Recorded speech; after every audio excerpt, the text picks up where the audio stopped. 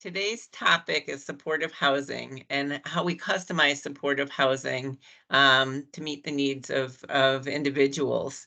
And I was sharing with our presenters today, we're coming up on the 2-year anniversary of Fourth Tuesday Forums. And our very first Fourth Tuesday Forum was on supportive housing back in July of 2022. As we reflect back, there's been a ton that's happened over the last 2 years. So we're really excited to share today's topic. We have a variety of presenters today. We have some amazing success stories that we're going to share. Because we do have so many presenters, we're going to ask you to hold questions until the end. But if somebody's presenting and you have a question that you'd like to ask, feel free to type it in the chat. And that way you don't have to worry about forgetting it, and we'll make sure that we get to all questions once the presentations are completed. I did mention we're recording today's session. We will post the recording along with any materials that are shared in today's forum on our website. If you go to the website under News and Updates, Fourth Tuesday Forums, you can view any of the forums that we've held so far and see the materials that have been shared in the various forums. So without further ado, I'd like to welcome Alba Caraballo, our Director of Supportive Housing, excuse me, to introduce herself, and then we'll introduce our presenters. Good afternoon, everyone. I'm delighted to be here and to be able to share all of these exciting developments with you. I've been with the organization for a year, as many of you know, and things really have taken off. I think I jumped on a fast-moving train is really what happened. And so I'm very excited to be part of this journey with DDS. And we're going to begin with Steve Morris, who was one of our early starters, one of our pioneers. And so we thought it most appropriate for him to give us a background on supportive housing and some of the history related to DDS. So Steve, take it away. Thanks, Elba, and welcome everybody. Let me just take a minute to share my screen.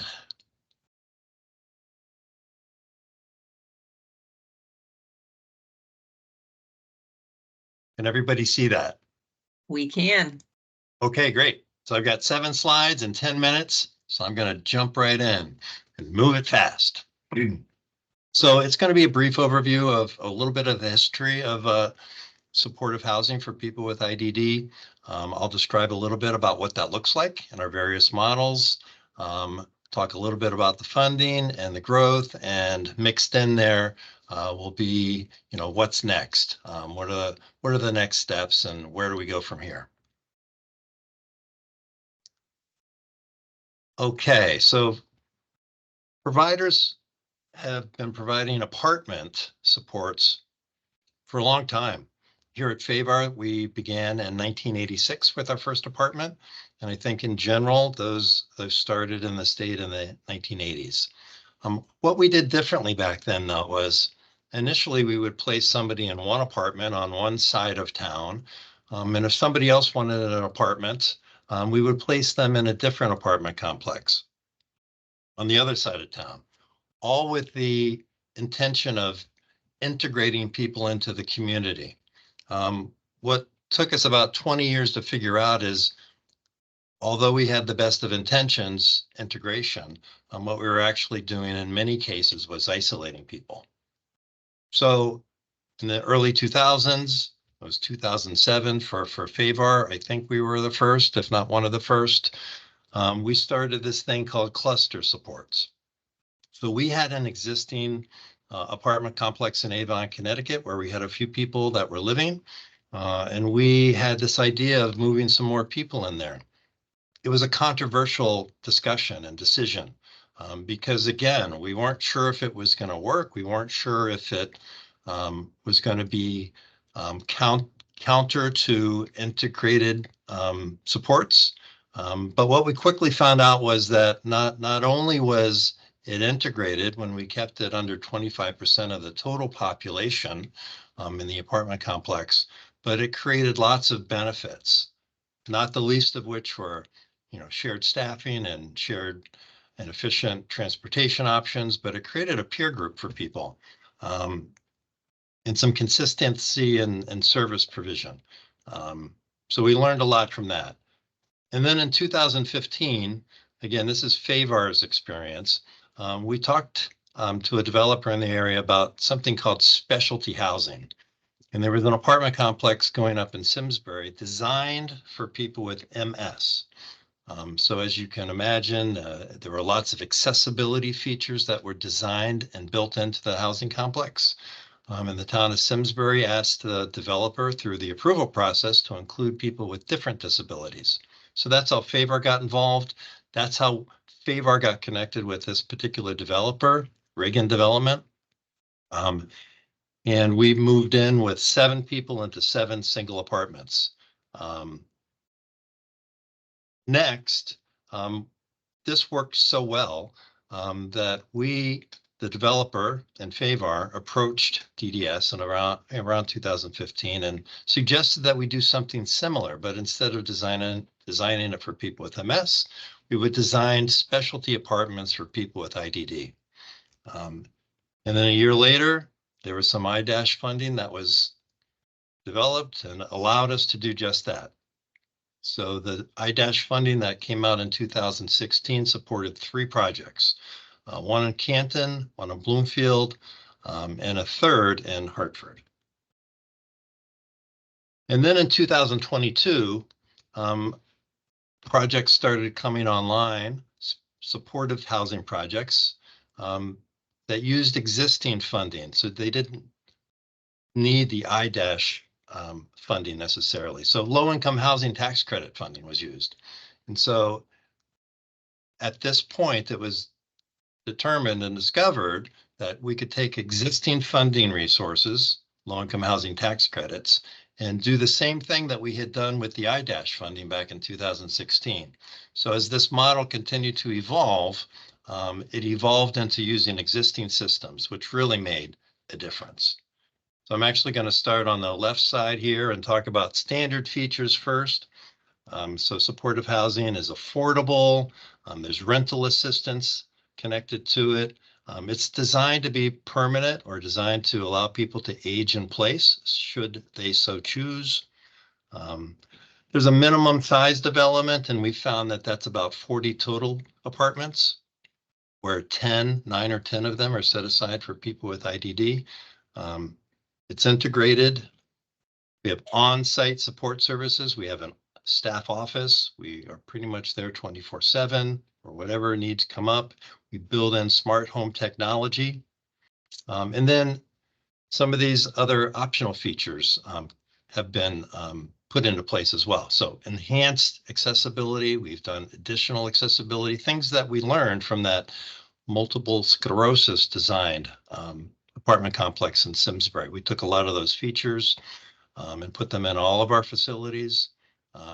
We build in activities in common areas that are built into the apartments. We have a healthy meal program at Favar's projects anyway. The design process of the apartment is collaborative often with the developer and the provider. Vehicle charging stations are something that we're adding into our next complex, which will be done sometime around the end of the calendar year. So we've got some hybrid electric vehicles and we're going to need a place to charge them. So the developer has agreed to put in some charging stations for us. And so that's how we continue to evolve as our culture evolves and new things become available. So what's next? So some of the things that we're thinking about at Favar as we have one more project coming online around December and another project coming online somewhere in 2026. We're starting to think about, for example, making some of the apartments autism-friendly apartments, because we know that a lot of the people that we support are dually diagnosed. And so when we say autism-friendly, what are we thinking? We're thinking about things like sound mitigation. So how do we create less sound coming into the apartment and less echoing within the apartment? We're talking about flexible lighting. How do we create softer lighting and and programmable lighting for people so that it can meet their specific needs around lighting and color as well. What can we do around color design and choices so that people can pick colors and choices for their apartment designs and color? So next, we have our various funding sources. So this was the complexity that was involved in Connecticut around getting all of these players to work together to create supportive housing. So there's Department of Housing. They provide the rental assistance packages, or RAPs. DSS manages those. DDS provides the support services. The providers provide those services, and CHFA is where the low-income housing tax credit funding flows through. The low-income housing tax credit money is the 9% category, which is more competitive. As I mentioned, the rental assistance packages, DOH, services from DDS. One quick thing I wanted to mention that is key to where these developments can be placed. There's something called opportunity zones. Just a real quick background on where this came from. The history of low-income housing tax or low-income housing is that most of it was built in low-income areas and urban centers. And over time, the challenge that was discovered by doing that was that you were actually perpetuating the generational cycle of poverty because the people living in those apartments are surrounded by poverty in many cases. And so it was difficult to get out of that. What are opportunity zones and what makes them different? Opportunity zones are places where the state has decided there are better job opportunities, there's better schools, and there's good public transportation. So as you can see from this map, the darker orange locations are what's considered the highest opportunity zones. And so those are in some places that are not necessarily urban centers. The idea being that as people who need affordable housing move into these complexes and have the advantage of additional jobs, additional transportation, and good schools for their kids, they can more easily break the cycle of poverty. And the scoring for these projects weighs heavily in this area. So up to 15 points out of 100 can place one of these projects in an opportunity zone above the others. Since 2021, which was the first project, we now have 15 of these supportive housing projects for people with IDD, either up and running, under construction, or approved for funding. You can see that 12, 13, 14, and 15 are the 4 projects that were approved in 2024, and which should start to be ready soon after that, construction that is. Silence that. And that's it. We're going to save questions to the very end, so I'll stop sharing my screen, and that's it for my overview. I hope I didn't take too much time. That was great, Steve. Thank you. And you touched on the first question that came in the chat almost immediately. So that was perfect. Next, I would like to introduce Tricia Gibney, who's going to talk a little bit about preparing for supportive housing. Welcome, Tricia.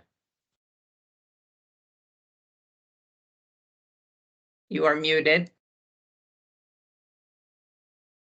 That didn't start off right. Thank you everyone for being here, and I appreciate you taking the time to listen to us today to speak about supported housing. I prepared a little bit of a handout that I'll send to Kyle that he can kind of send to everybody, and it's basically how to get started with supported housing. The first thing that we did is we went and talked to our regional director to ensure that where we were looking for property would be approved by the department because they have locational priorities first. So once we kind of figured out where we wanted to look, we then started to build our network, which was looking at different building developers that had experience with supported housing. And we ended up interviewing two developers. One was out of state and one was in state. And we decided that since it was our first supported housing development, that it was important to go with somebody that we could connect with in state and have conversations and meet in state instead of on Zoom. And so we ended up going with Metro Realty, who has been amazing. But if there's anything anyone gets out of here today from me would be to really build a relationship with your developer, because that's the most important thing and it will last a lifetime. Once you get that relationship, the rest of it's pretty easy. I'm not saying that the documentation and reporting and all that in the beginning is kind of challenging, but that's what we're here for, to help support our providers and any information that they need to start and get ready. You know, we're all, I don't want to talk for my colleagues, but they've always said that they're always willing to help out other providers. So we went with Metro Realty and we decided to go with Cheshire, Connecticut. And that's pretty close to Southington. It's about a 10-minute, 15-minute drive, depending on where the homes are. And we decided to go there. And just so everyone knows that the towns have to have 10% of affordable housing set by the state law, and Cheshire only had 4%. So it was kind of a win-win to go with Cheshire, because we knew that they kind of had to have supported housing in that town. And so it wasn't an easy process. So Cheshire was really difficult to, and it wasn't the fact that they were having people with intellectual disabilities. They were happy about that, but they weren't happy about the location. And it's hard to have affordable housing into a town that really doesn't accept it completely. So they had we had to jump through a lot of hoops to get it approved. We didn't get it approved till January 9th. And for the builder to get approved for CHFA funding, you have to get that approved by the middle of January, or you have to wait. There's only one application.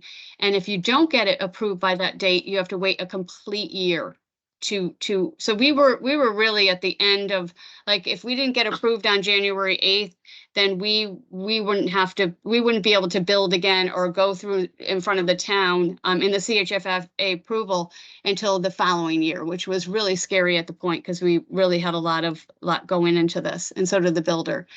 So we got it approved. But we didn't just get it approved with, okay, it's approval, you have to do this, you have to do that. The builder was amazing to say, okay, we'll do whatever it takes to make sure this is a safe environment for individuals with intellectual disabilities and people in general who are living in that development. So once that happened, after the town zoning approval, and we then got a commitment from the Department of Developmental Services. And in between all this, you actually need to submit a supported housing plan to the department so that they can approve that first. Once you get the CHFA approval, then the builder can say, okay, now it's time to rumble. We've got approval. We just have to get the permits through the town. And that's kind of where the Arc of Southington is currently. We have an approval for a 71-unit supportive apartment complex, and 18 of those units are identified for our individuals with intellectual disabilities. So designing and accessibility is really important to have that conversation with your builder once you get approved, once you're ready to before you even think about putting the shovel in the ground. Your developer is going to really have a conversation with you. And I worked really closely with Steve, since he's done this a lot, and Michael, we all just kind of had this conversation of what is it that we need to put into these apartments. And since Steve has done it so many times, we said, okay, Steve, what is it that's really important? And his team worked with us, and I actually went over and had a tour of his complex with our individuals and their families. And there's a whole list of stuff, and I'm not going to bore you with that right now, because I know that we're going to send this information out to you, but that's the stuff that's important to meet with your builder, and it will be in this document that Kaya will send out to you. I don't want to take too much time with because I know everybody else has to present. And then preparing for occupancy. We're not there yet, but with working with my colleagues from Midstate and FAVAR and LARC, there's an assessment that really needs to be developed so that you're going to get a lot of referrals, and those referrals may not be appropriate and they may be appropriate. But you're going to want to have an assessment team, and we've developed our assessment team already with our HR, our CFO, our CEO, our directors, our managers, our benefits coordinator, our assistive technology coordinator. We've developed an assessment, and that assessment will allow for us to identify if somebody's appropriate or not appropriate for supported housing. The other thing that our assistive technology coordinator will do is she'll do which DDS funds $2,000 for a assessment for her to do ahead of time too, to see what assistive technology will be a necessity for that person to be independent as possible in their apartment. I think that that's all I have at this point. I mean, I could go over the other information on what's in the apartment, but like I said, I will make sure that that goes out to you guys and you have a list of everything that's important to ask your builder. Thanks, Tricia. And you mentioned you just received approval recently. When do you anticipate the development in Cheshire will open, approximately? Probably 2026, spring of 2026. We're not sure yet. I mean, it all depends on when that shovel goes in the ground because of all the permits and so forth. Once the shovel goes in the ground, I'm assuming a year. But we're still in the infancy stages to really have a date. That's perfect. I just wanted to give folks a sense of the process, and you mentioned the once a year application, and then upon approval. Hey, what do you think? A 2 years is a good 2.5? No, it's so hard to say because our first two projects were during COVID where construction was so delayed. My impression from Metro Realty though is that they're really on top of it and they're known for quick turnarounds. So I think your 12-month estimate from the day they start is pretty good. Wonderful. Thank you. So we've heard a little bit about how supportive housing has evolved and what the process is, but what does it look like? What does it look like? And so now I'd like to introduce Kat Wood from Midstate, who is joined with Alexis and Angela. And Kat, I'll turn it over to you. Thank you. Good afternoon, everyone. It is so great to be on here with you. I am very, very excited for Alexis and her mother, Angela, to be able to share their story about, what it was like going through the process to move into supportive housing, and a little bit about what some of their concerns were or fears and how it all came together. The supportive housing program that Alexis lives in is located in Orange, Connecticut. We had partnered with Lascana Homes. There's 44 units within the complex, and Midstate supports 10 individuals who are residing in single-bedroom apartments there. It was definitely a long process, but very, very exciting process. Like Steve had mentioned, this kind of came to during COVID, so it kind of extended the length of time before we were up and going. But now it's here and we've all hit the ground running. And again, it's just been such an amazing journey watching everyone move into their units. So again, I have Alexis with us and her mother, Angela, to be able to just talk a little bit about the process.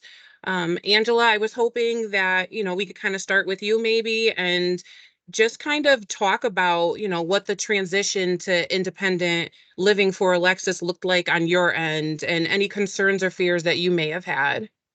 Okay. Hello, everyone. As Kat said, my name is Angela, and Alexis, one of her challenges is she's deaf, so we're waiting for her interpreter. She just texted me and says she's jumping off the highway now, so Alexis can be able to voice her excitement about living on her own, but definitely I can begin with my first feeling. Angela, if you could just come in a little closer, we can't see you. Oh, okay. There we go. Thanks. Okay. Can you hear me? We can hear Yes. you. Yes. Okay, great. All right. So since graduating from American School for the Deaf in 2015, Alexis has consistently expressed three desires of her heart. She wanted to live on her own. She wanted to have her own business, and she wanted to have socialization beyond her immediate family. And so when this opportunity presented itself to us, we jumped in the process of August of last year, and it went slow but fast for us. And I didn't have a chance to think about being concerned because, like I said, we when we got in the process, but when it did present itself, my first feeling was a sigh of relief because for the first time, I did not have to fight or even find resources to be able to make one of her desires become a reality. So just a sigh of relief to know that this was already in the making because prior to coming here, she, like I said, she wanted her own place to live. And so I've always followed her lead. And so I just didn't know where to start, but I knew the more I asked questions and inquired, it led us to this opportunity.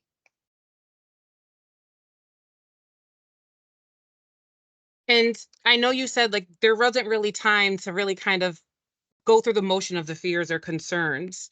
But I'm sure in the back of your head, like anyone, there's always something sitting there. Now that we're here, do you feel that those concerns have gone away? Is there still some areas and in which you still feel like, there's some challenges or concerns because it's still new. She's only been in her apartment a few months and Yes, so with all of the excitement, like I said, I didn't realize that I did have concerns, and I didn't realize it until it was move-in time. So the closer it was time to move in, the closer I had to sit and think, okay, wait a minute, what's going on? Because I've learned that I act first and then process later. And so there was only two major concerns for me, and that was her safety, and that was appropriate staff because like I said, in addition to her IDD challenges, she's deaf, she has visual impairments, she has cerebral palsy. So to say the least, multiple disabilities. So to be able to make sure that there was staff that was able to attend to her needs and her aspirations and understand her because communication is a barrier if you do not know how to speak and sign. So in safety, just as a mom of any, typical child, especially children with a disability, safety is always the number one concern. And because Alexis is so nice, and it was that stranger danger that had me up at night, like, okay, how are we going to address this? But technology has been a blessing in disguise. So that those were my natural concerns, but it did go away. But I wanted to say, like right before this transition began, I came across a TEDx presentation in which the presenter highlighted three scenarios. And the first one was if someone laid down a 10-foot long piece of wood across the floor and they told you that they would give you $20 to walk across that floor, would you do it? And my answer was sure, that's an easy task, but the second scenario was what if this same person took that same plank and made a rooftop bridge using the plank and placed it between two 100-story buildings and offered the same $20, would you walk through the plank? And I was like, absolutely not. And the third scenario was, what if your child was on the opposite side of that building? The building was on fire with flames drawing closer to your child. And if you didn't walk the plank, there was no chance of survival for your child. Would you walk that plank? Yes, was my definite question without hesitation. And so why is it that my yes was easily turned in the third scenario, but not the second one? It was because my why changed, because something near and dear to me was at stake. So when the reason is big enough, I was willing to do whatever it took as it involved my child. So the power of why is what gets us to walk the planks of life, regardless of the risk and the dangers and that are involved. And all of the hows will be meaningless until we address the why. So when I was able to sit back and say, why would this be a good fit for Alexis? Taking all of the risk and the dangers out of the way, why would this be good? She would be able to live her life that was full of purpose, full of passion on her own, everything that she desired. So I had to look at the why first. And once I figured out that why, that became the force, that power that said, no matter what, because as a mom of children with and without special needs, we risk our lives. The risk and danger. I'm not no stranger to the stranger danger. So when I was able to face that why, that did it for me. That alleviated all of my concerns because everything else we could figure out. Once I got over myself and moved myself out the way and figure out why would this be the best position for Alexis to be in, I was able to alleviate, okay, those concerns, okay, and say, what are we going to do, team? How are we going to make this happen? And that's what we did. Absolutely. We made it happen. Absolutely. And I'm so glad. And again, I mean, it's a big change and we know that, and it's an amazing opportunity for Alexis, and she is definitely, we see her smiling and engaging, and it's absolutely amazing. You mentioned about the technology, like what piece of the technology or all of it, do you feel really is supporting Alexis best to be living independently and for you again to feel safe? The number one piece of technology that I live by is the Ring doorbell because it's connected to my phone. So I'm able to, who's that ringing the doorbell, or, who's walking by. So just to alleviate any type of fears or concerns of mine, that's the number one piece of technology that has made it worthwhile for me. But she has so many devices, AT devices. For instance, she's able to cook on her own. She has smart devices. She's able to do her own laundry. I've never seen her so excited about cleaning up the house and doing laundry. Little things that, she would give me about when we live at home, but now she's always, even taking out the trash has been something that she is so excited about. She has a scooter that was donated to her and she's able to use that. She has a watch that she's looking at and it's an alert system, and she's looking at her heart rate always. So she's more self-conscious about herself. So her personal development, her skills building, and her sense of autonomy has been heightened because of the technology.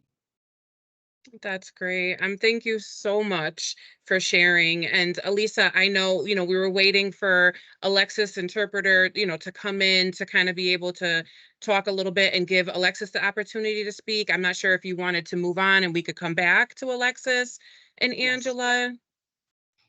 That would be okay with us if that's okay with everyone else. We are right on schedule, so we can do that. We can Okay. we'll move over to Yvette, and if you just give me the sign when Alexis's interpreter arrives, we'll head back over. So thank you so much, and we'll see you in a little bit. Thank you. All Good right. afternoon. I don't know how to flip my camera over, so I'm going to try to turn my phone around so you can see the outside of Bayonet Street. All right, let's see. There you are. We can see, and this is Yvette Horton, who is here on her vacation from ARC of Eastern Connecticut, and she's gonna introduce us to a new development in New London, and I'll turn it over to you, Yvette. Welcome. Thank you. So we are located in New London, Connecticut, across from ShopRite. We are in a 28-unit apartment building in which we have 6 apartments, and that is 5 one-bedrooms and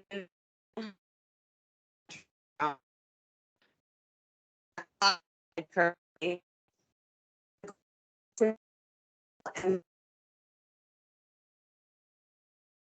You're breaking up a little bit, Yvette. Did I lose you guys?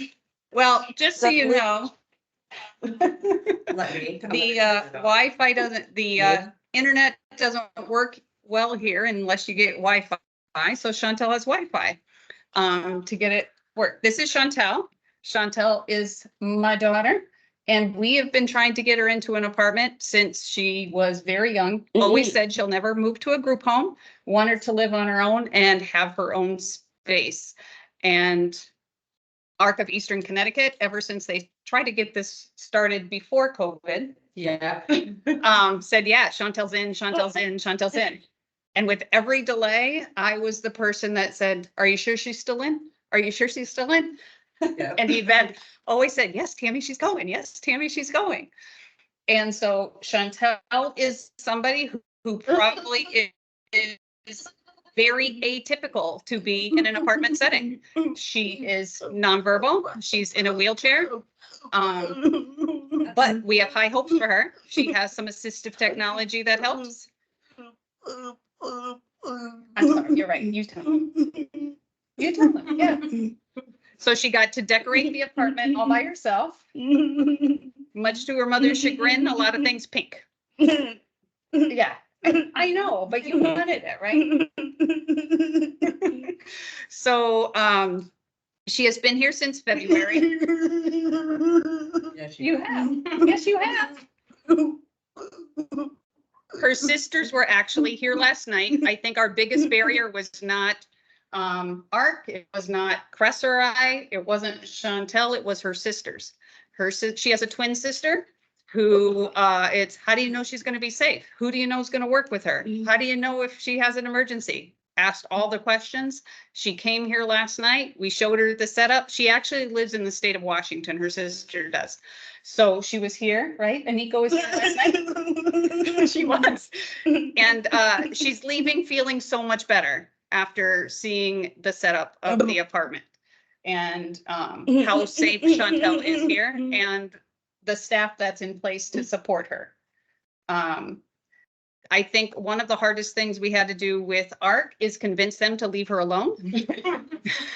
And it's okay to give her alone time and just build in those checks.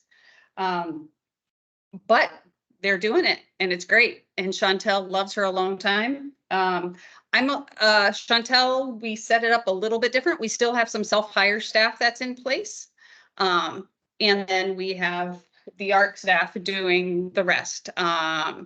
It was really, really good for transition to have her move with staff who really, really knew her well and to also work and train with ARC.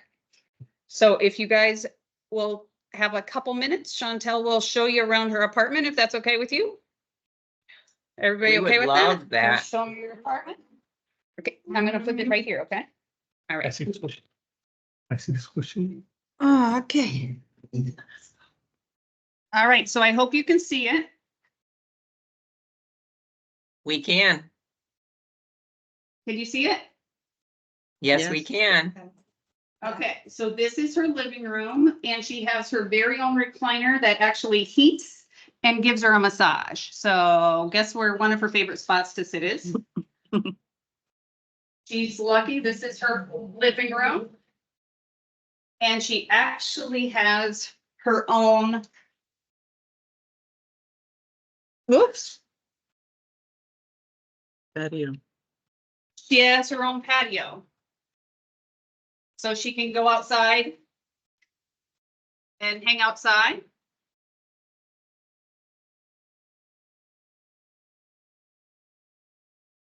Nice.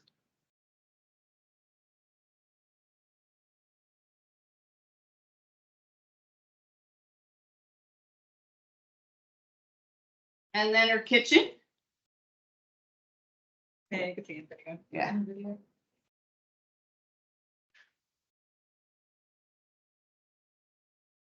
And then Chantel needs an accessible bathroom. So I'm going to open this up.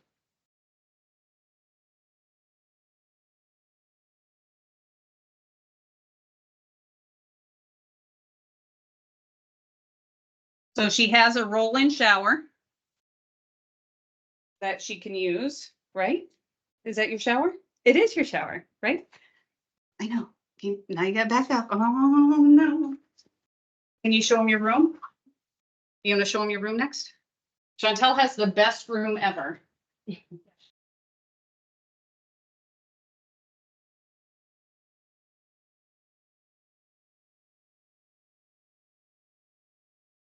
So this is Chantel's room.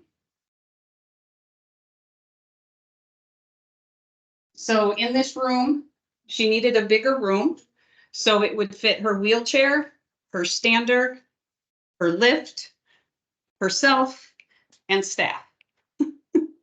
So we got very lucky that this room will accommodate all of that. Are we done? So that is her apartment. It's great. It's a nice place. She has a really, it's located in a great location. She's across the street from a ShopRite, a Home Goods, a Marshalls, a walk-in clinic, a pet store, Chili's, a Chinese buffet. Needless to say, people have gotten to know her very well in the plaza next door. She has met some of the other individuals that live here from ARC that also get supported by ARC. And she did a girls' dinner here with those other women, and she talks to them frequently and gets along with them. And I think our biggest thing was making sure Chantel had friendships and support outside of her family. We did kidnap her this weekend because her sisters were home, so she stayed home with us. But she was very happy when we brought her back here last night. She often asked to go home. Home, yes. And after a visit, she is very quick to touch us on her shoulder and push us away, like, thank you for visiting, you can leave now. And so that's how I know she's successful here, is because of that. One of my favorite things about Chantel moving here was maybe like a month after she moved here, she invited her mother and I over for dinner.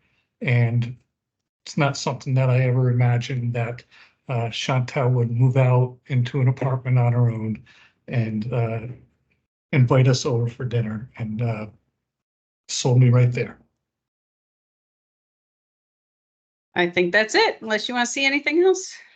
That's Thank Chantel. you so much, You said thank you. Chantel. Thank you. You say yes. I had the chance to come over and see your apartment, Chantel, but it's so nice to have you show it to us. Thank you so much. It's beautiful. All right, so stick around because we may have some questions. And I understand we're gonna turn it back over to Alexis. Alexis, welcome. I'm gonna turn it over to Kat, and then we want to hear a little bit about you and how your move into your apartment went. Perfect. Thank you guys so much. Alexis, the show is yours now. Okay. Can I ask, we wanted to ask a couple. Yeah, you can ask questions. Her interpreter is right here. And so whatever you Perfect. ask, we'll interpret Yep. and then leave it. Perfect. So Alexis, my first question was how you feel about moving into your own apartment.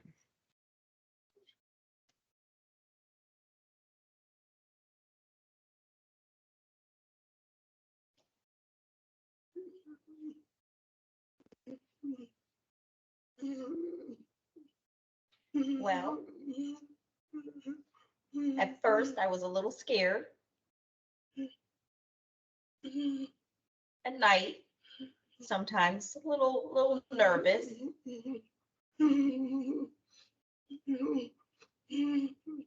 Sleeping in my own room.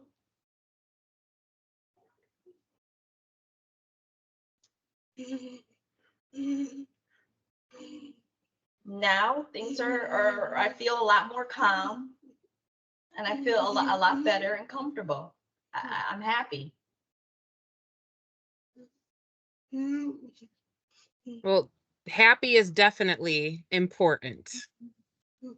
And we see it on your smile every time we see you. Yes, yeah, absolutely. So what do you look forward to the most now that you live on your own?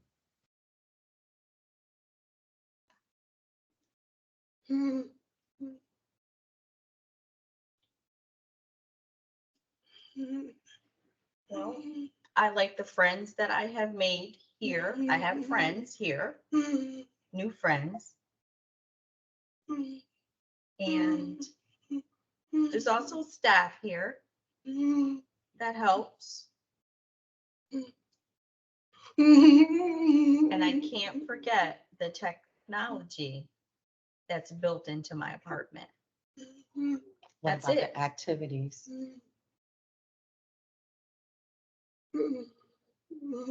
Oh, yeah, yeah. All the stuff. There's a lot of stuff to do. Lanice keeps you busy there.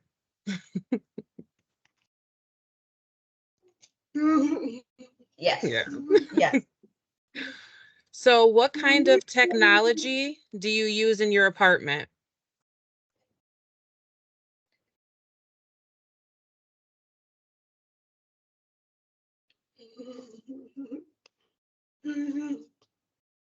I have a new chair. A new chair, the lights that are here in the apartment. My chair is new. My bed, I have a bed that that vibrates. There's a bunch of stuff in the bathroom. I have a washer. The kitchen is right here. It's wonderful. I love it. It's beautiful. I can put my stuff where I want it.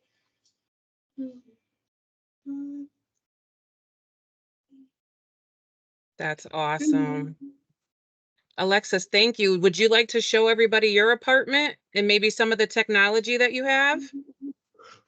Oh, yeah. Yeah. What do I do? Yes.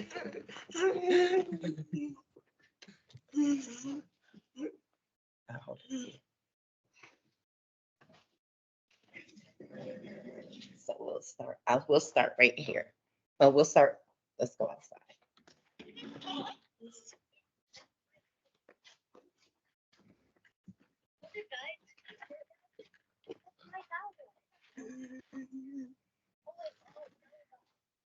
See my plants? I got a nice table out here on my little patio. This is the outside in the front, and it's pretty out here. I like to sit out here.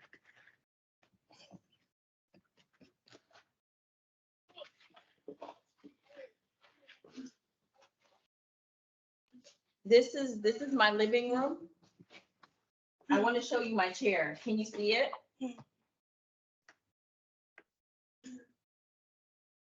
Can you guys see it? It reclines with the light. Yes, yes, we can. And I'm not sure if everyone else could see. Alexis picked out a couch that has different colored lights at the bottom, which are absolutely fun. She's got her own little club in there. Okay, all right, let's go over here. This is my little eating area, and there's my kitchen. My stove does cool stuff. Alexa. You want to talk about the Alexa? This is my Alexa. Hold on, I'll show you.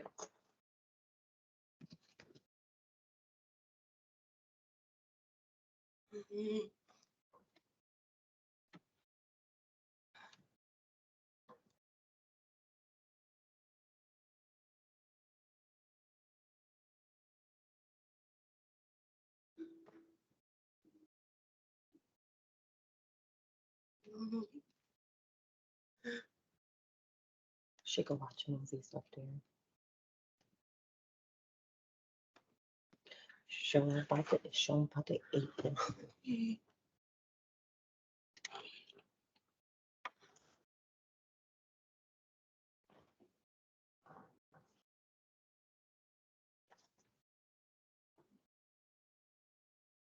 So this is a shopping list of stuff that I need. Alexa helps me keep track. Alexa, heard you say from here. Forget about the microphone. My microwave. If she moves away from the microwave for a few minutes, it automatically shuts off, and the stove as well. And she has her little scooter. Okay.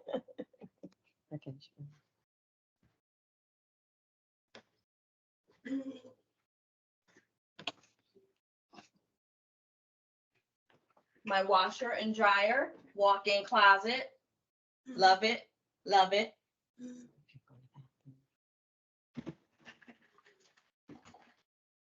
The lights come on automatically, and this is my bathroom.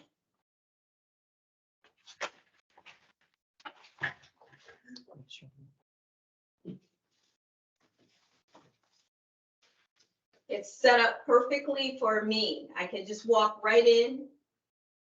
And I have a place to sit if I need to sit, or I can stand. Oh, yeah. And this is An the emergency button. emergency button. There's 2 in this apartment.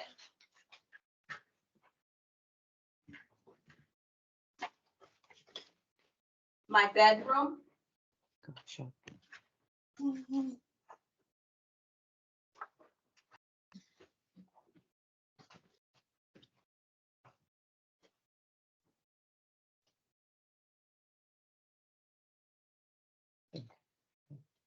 And that's the bed vibrator. That's the alarm for the bed to vibrate.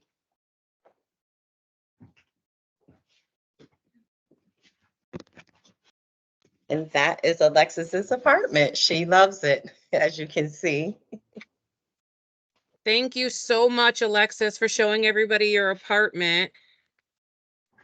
She said, thank you for showing. That is a gorgeous apartment, and I'm gonna You're ask welcome. what everyone's wondering, where did you get that awesome shower curtain? Amazon. It's a Alexis, set. your apartment is beautiful. And so is your smile. I can see your excitement. Kat, is there anything else you wanted to cover? No, I mean, Alexis says it all. It's really just such an amazing opportunity. And I say it every single time, like, this truly is a movement for us. And just being able to, give the individuals we support and their families and their loved ones the opportunity for them to start their journey into independence. And I am just so grateful to be able to be a part of it. Like I mentioned, this project is located in Orange. It opened up in January of this year. And then we're slated to open up another project in New Haven in early 2026, as long as everything goes smoothly. As we all know, things with the paperwork is always the hiccup, and the developers being able to start. But we really are excited. And thank you again, Alexis and Angela, for being on today with us. Absolutely. And hopefully you can stick around. I'm sure that folks might have some questions for you. All right. Our final presenters today, I'm going to ask Hillary. Are you there?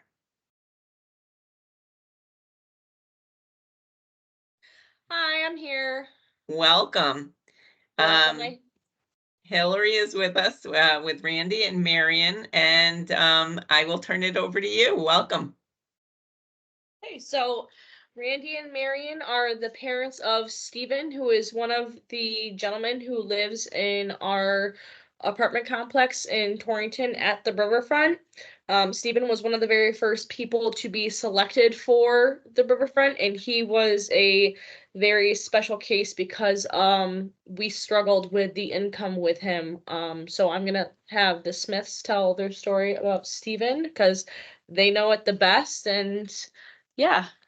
So I'm gonna hand it off to you guys. Yeah. Hi, everybody. I'm Randy, and this is my wife, Marion. Hi.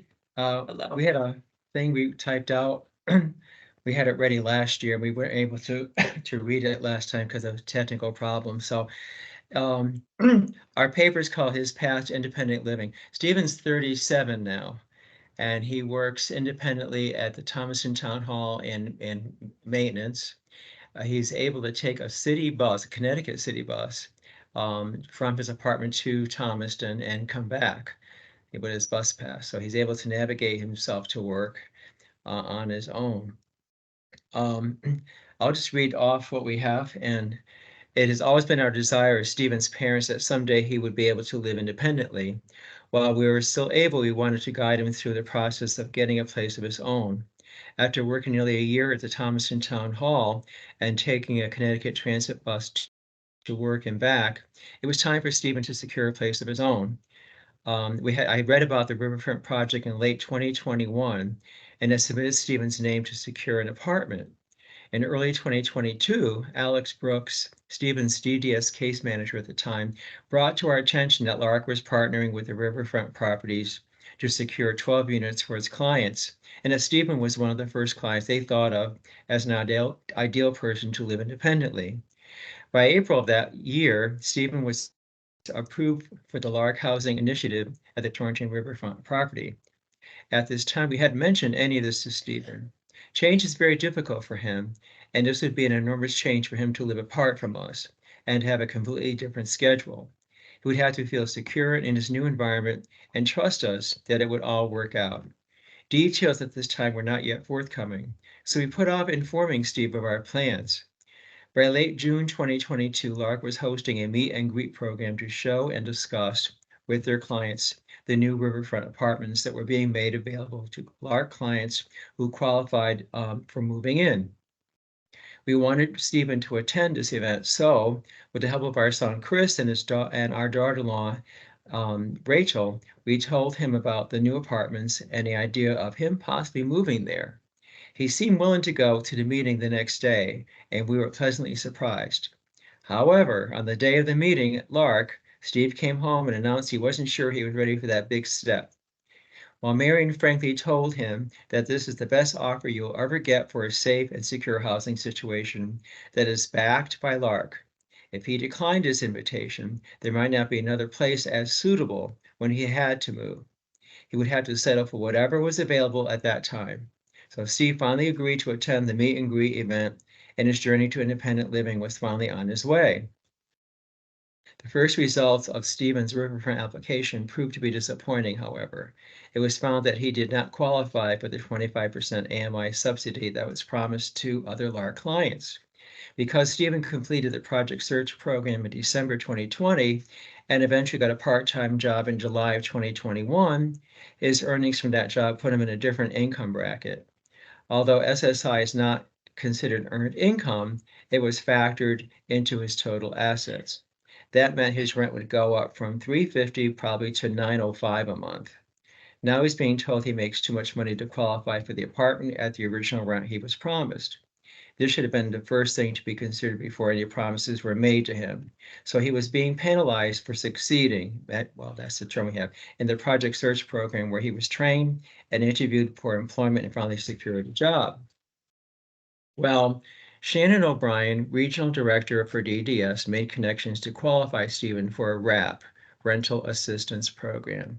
It was a combination of reaching out to the DDS Central Office, Department of Housing, DeMarco and Penrose representatives to secure a letter of assistance to DDS. Things worked out in Stephen's favor, with his getting a much lower monthly rent he could afford to pay. This supportive housing benefit came from IDASH, the Intellectual Disabilities and Autism Spectrum Disorder Program. Don Marquis and Lisa Francis were helpful in getting us information in applying for energy assistance and to the SNAP program for Stephen. Let's see, I don't think I need to read that. Stephen eventually was able to move into his new place in October 7th, 2022. He likes his new apartment and is proud of how he takes care of it. He's able to prepare his own meals, and we meet at his apartment every Wednesday and Friday nights for dinner. He is getting used to apartment noises and the issues with late night noises. It took some time for the tenants to comply. Let's see. I guess there were glitches. We didn't know how to work the thermostat, and there were no instruction booklets for any of the appliances either. So I got them all online, and we were able to make things work. Let's see. I think communication is key with the property manager, that you set a good rapport with that person. You don't make unrealistic demands, but you kind of work in a cooperative spirit, because things have to get done. And also become friendly with the custodian, because he's going to really get things done for you. And that's what we've done. Let's see. We feel that Stephen is in a good and safe environment with the security features in place at the main entrance of the building and his apartment. He is in close walking distance to his bus stop as well. We would like to give a special thanks to Jill Sallin from Lark that gave us the hope and confidence that all this would work out for Stephen in the end. She was always available to us when we had questions or concerns. Jill became our lifeline through this whole process. We are indebted to the time and effort she put into making independent living become a reality, not just for Steve, but for many others as they moved into their new home. We are grateful for Wally Ramos and his team, who are always available if Steve has any concerns. And of course, Steve's brother, Chris, and his sister-in-law, Rachel, who attended all the meetings to support him. And they were ready and willing to come to Steve's rescue when needed. So he's been there almost 2 years now, and come October, was it? Yeah, Yeah. October 7th. Yeah. We're not at his apartment because he didn't have a good day today, unfortunately. So, So we're at the Lark office, that we can't share how nice his place looks also. We're kind of jealous we got to see everybody else's, but you couldn't see his. He's a Star Wars fan, because you would have seen a lot of Star Wars memorabilia Yep.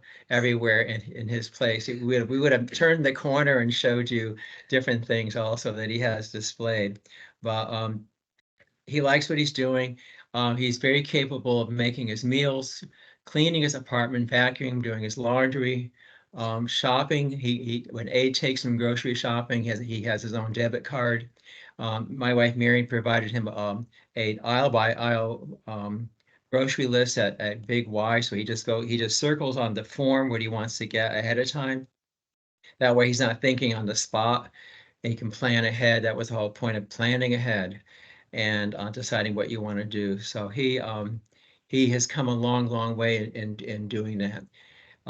He does come to visit us now and then on a weekend. And amazingly, and we're grateful, he's okay to go back home.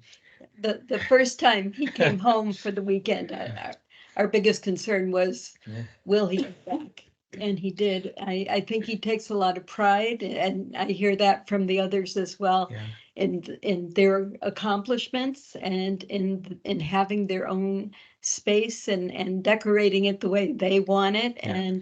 And just for parents, it's just knowing that they're safe, that and that they are in a place where we know that there will be a time that we won't be around, and they're going to be okay. Yeah. And that's a gift that is beyond, it's a miracle. He knows he has to be at work, so we drop him off at 6:30 Sunday night, because he's with us during the day just for Sunday dinner, and he prepares his grocery list and what he has to do for the week coming up. So it's been good. It's been really good for him. So It's a blessing. Yeah. It really is. Stephen is he's done very well there. He's one of the ones who is a very big success. Just to point out a couple of things that we do have at the riverfront. So when we're now viewing people, we do have an assessment. We have one that we send out to the families and the caseworkers, and they will fill it out, and then, with the assistance of the person who is interested in the apartment. And then afterwards, we actually have that person who we're interviewing for the apartment come in, and we ask them questions, and we want them to answer it for us so that we can kind of gauge where they're going to need the supports. And since starting that, it's been very successful. It does need a little bit of tweaking, but so far that's been good. And then, after the person moves in, we do the AT assessment. Most of the people there have the med minders, the quick stovetop component, and then the Ring doorbell and the keypad entry, which is the majority of what everyone has. Well, thank you very much. Oh, Randy? He has technology. He has the same thing in his bed. If he was still in his bed, Yep. they would know he's still there. He has that. So he has a bed sensor Bed sensor. Yep. He has that red button in his bathroom. in case he falls. Yeah, and being downtown Torrington, he has window sensors. Yep. That type of thing too. And of course the stove you mentioned about Yep. the burner and all that. And of course he knows how to very well use his cell phone for Yes, many, he many does. things. Yeah. More than we can at times, but it's been really good. I know. So so that's our story with him, and he has a supportive family in the area as well, and he knows that. So we took our first vacation out of state for the first time in 23 years. Just the Just the two of us. And because he's in his own place, he's working, his brother and sister-in-law around, he has aunts and uncles around. So we were able to get away for like 4 or 5 days and see friends we hadn't seen in a while. So it felt strange, we kept in touch with him every night. We just texted him or whatever. Here's where we are. We went to the happiest place on earth that he would have liked to have gone, but he didn't go. We went to Disney World. So the folks we visited, the guy is a bus driver for Disney, so we got in free. Can you imagine? We got in for free. And she booked all these events to go in, and we had these easy pass. So it was remarkable, just remarkable. So thank you so much for sharing your story and Stephen's story. Yeah. It is. It's awesome. Yeah. He's a success story, just like the others. That peace of mind that you talk about, I've heard there are a couple of themes actually I've heard as people have shared their stories, but that peace of mind and being able to know that that Stephen's okay. And I heard, safety and security, community and friends, support and amazing family stories. And then the topic is supportive housing, customized for each individual. And I think as we've heard these different stories, you see, Chantel's apartment is very different. It's set up for Chantel and with her style and with her taste in mind. And then Alexis, your apartment, and it's got your vibe and what you just described as far as Stephen and his place and how he set it up just in the way that he likes it, is I think we couldn't ask for a better description about how supportive housing is able to just meet a person where they are and what more can you hope for? So thank you so much. At this point, I'm going to turn it over for questions, and I see that we've had a number of questions in the chat. And there's also a feature, you'll see a little hand at the top of your screen. If you want to raise your hand, you can do that as well. Steve, as you were talking, a question came in, and it's as if you knew, around high opportunity towns. And you touched on that a little bit, but can you talk a little bit more about what an opportunity zone is? And this is from Lisa in Madison. Sure. And can I share my screen in that slide real quick? Sure. So I think it will help.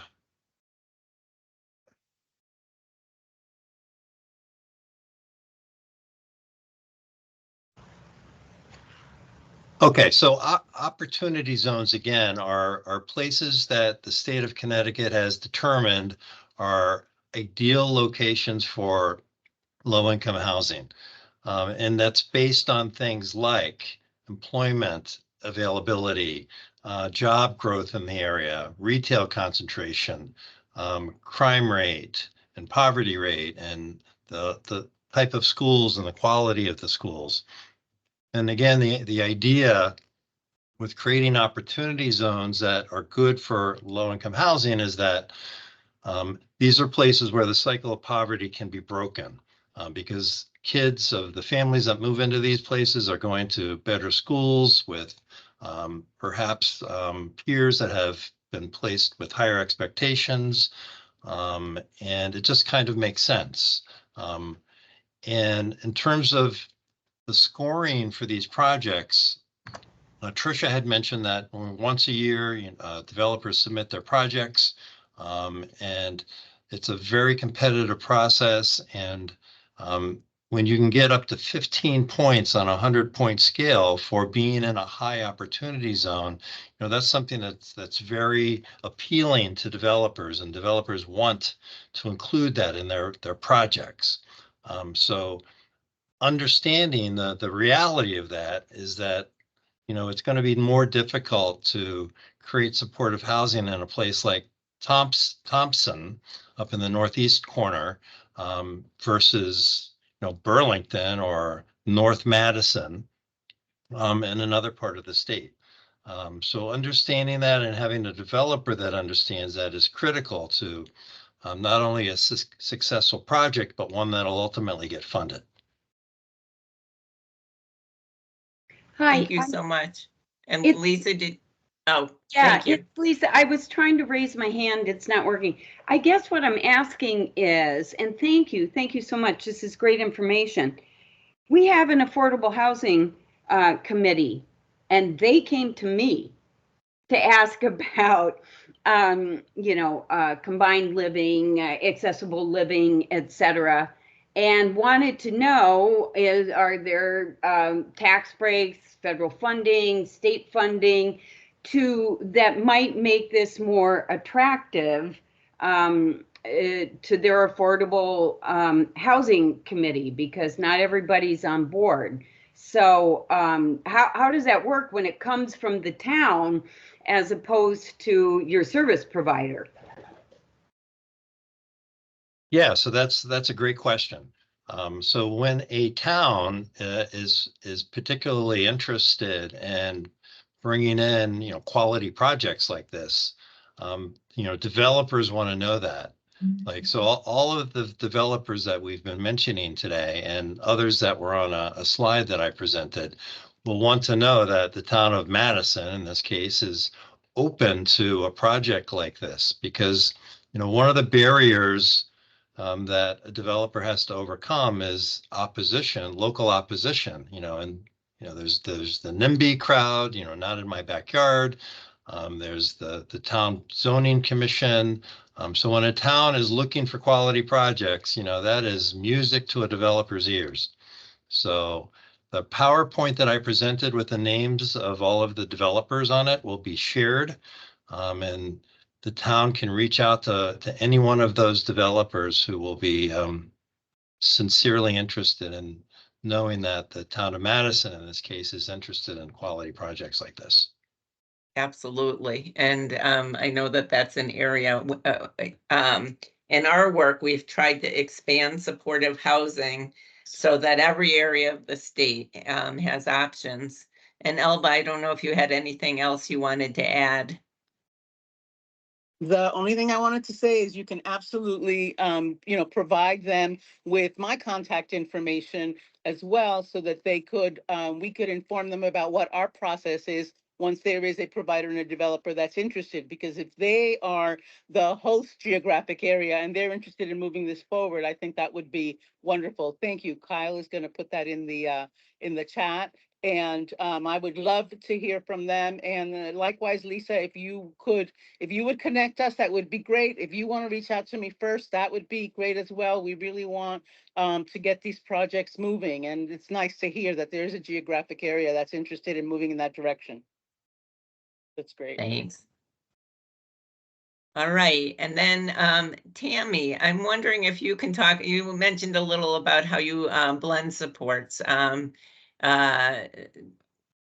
Agency supports, and then some of your self-hired staff. Can you talk a little bit about what that looks like? So when Chantel first moved here, she had Tanya, who has been with us ever since we moved down to this area. And she does mornings. And then she had Akia, who does works during the week. She did 40 hours, but she drove from Waterbury to Waterford every day of the week for 5 years. 5 years. Because Chantel is lovely. Right? Yes, you are. Because Chantel is lovely. And who doesn't want to work with Chantel? But it really did help with the transition. And it helped with training ARC staff who has her for day program and knows her very well. But living in a home and doing all the routine stuff is a little bit different. Akia has left it after 5 years driving this far every day. Just got a little overwhelming. Luckily, she's still on call. If we ever need to call her, she's there. And then we have Tanya, who really helped us do a lot and is still with Chantel. So she works with Chantel during the week in the mornings, getting her up and ready for day program. And then she does some hours on Sunday. And then ARC does the other hours. So we're piecing it together. We're all working together. We just felt that was the best support for Chantel. And so I think this is how it's gonna be for Chantel until someone doesn't want to support her anymore. But like I said, she's too cute to leave. So people will stick with her. Will people stay with you? They will. Yeah, see, she's confident. She knows. Absolutely. And there's some great comments in the chat for you, Chantel. So proud of you. And thank you for the presentation and the tour. I think that's a great example of how you can just kind of tailor supports that work. And so thank you for sharing that. Alexis and Angela. Angela, boy, you got some nice kudos in the chat, especially around your story. I think some people are going to be using that that analogy of the plank because I think it resonated. And Alexis, oh my goodness, you're just a great young woman. Thank you for sharing your beautiful apartment. Just people really appreciated hearing your story, your beautiful smile, the excitement. It all came through. So lots of real beaming with pride. So many nice comments about your story, your success in your beautiful apartment. Let's see here. There's a question from Susan. Are all the residents in these apartments employed and contribute significantly toward their rent? So I'll answer for Chantel. Chantel has an individualized day. Her rent is based on a RAP, which is a percentage of her income. So that is her rent is based on how much income is in one apartment. So for her Social Security, the RAP is based on a certain percentage of her Social Security. She is not employed. She does volunteer stuff in the community and she has an individual day. But she herself is not employed. Thank you. And I think we probably have every variation. So Randy and Marion, you talked about Stephen being slightly above the asset threshold and how you worked with the region to work that out. Do any of the other providers, I know, Steve, that's something that your agency has really looked at. There are variations depending on if it's a single 1-bedroom apartment or if it's a roommate situation. Does anyone want to speak to how that is calculated?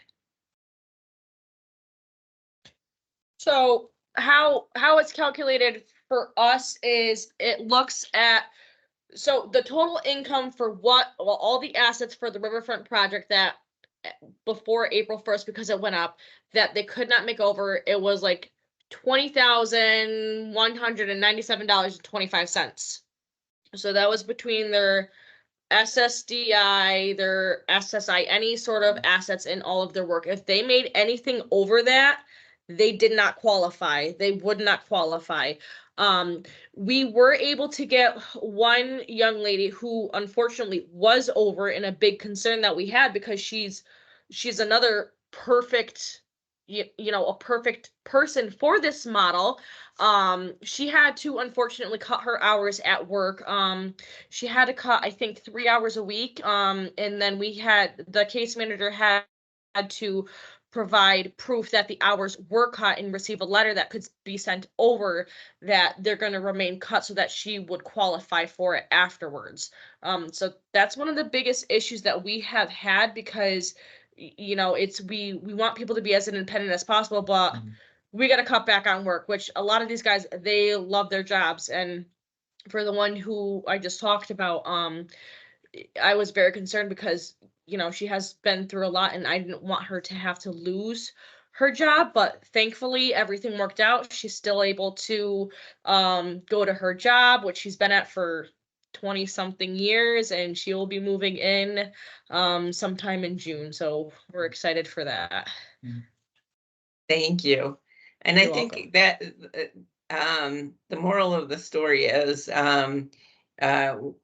we will do some brainstorming. We do have these rental assistance vouchers, and they really very much make these apartments affordable. But we also have supports in place so that we can assist. And I know the providers on this call have done a ton of work to really brainstorm with people. And if it's a roommate situation, then it's the household income. And so I would imagine each scenario is a little different.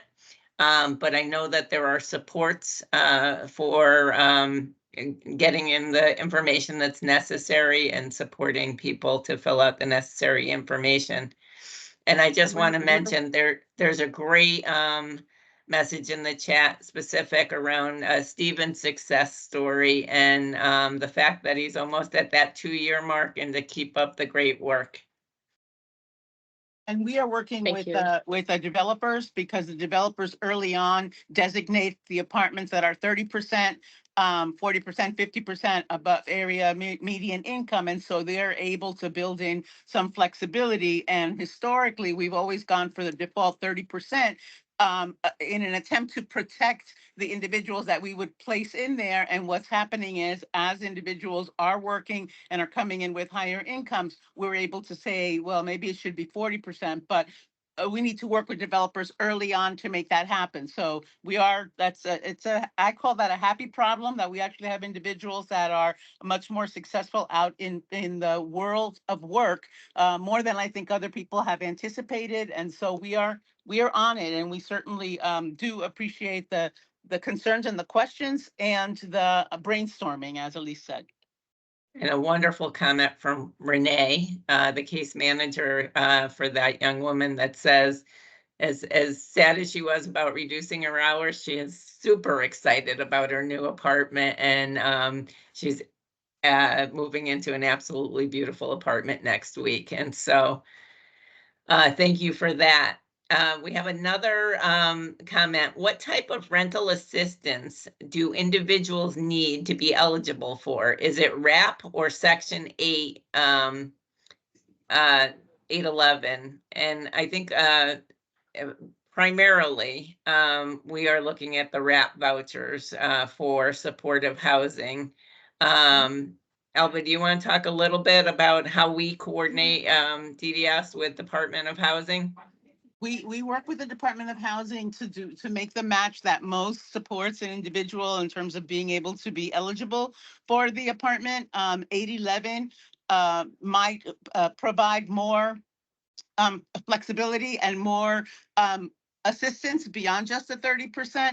And the Department of Housing, they work with us to get the developers to identify the correct ratio for employment. And because more of our individual, we have, another arm of DDS is that we're looking to aggressively have what's called, fair market employment. And so the individuals that we support are actually competing in the market for employment opportunities. And we think that's wonderful and everyone's very excited about it. And this is a side that we want to make sure doesn't become a barrier to that. And so we are working working creatively to make that happen. And DDS is working with us. I'm sorry, DOH is working with us. So we have a memorandum of agreement with the Department of Housing, and when we sign on to support a development that's been approved, we have a certain number of vouchers that we have available. And so because it is a long lead time, there's that 2+ years, we're planning at that point that the development is approved, we're planning for the rental assistance vouchers. I hope that's helpful. All right.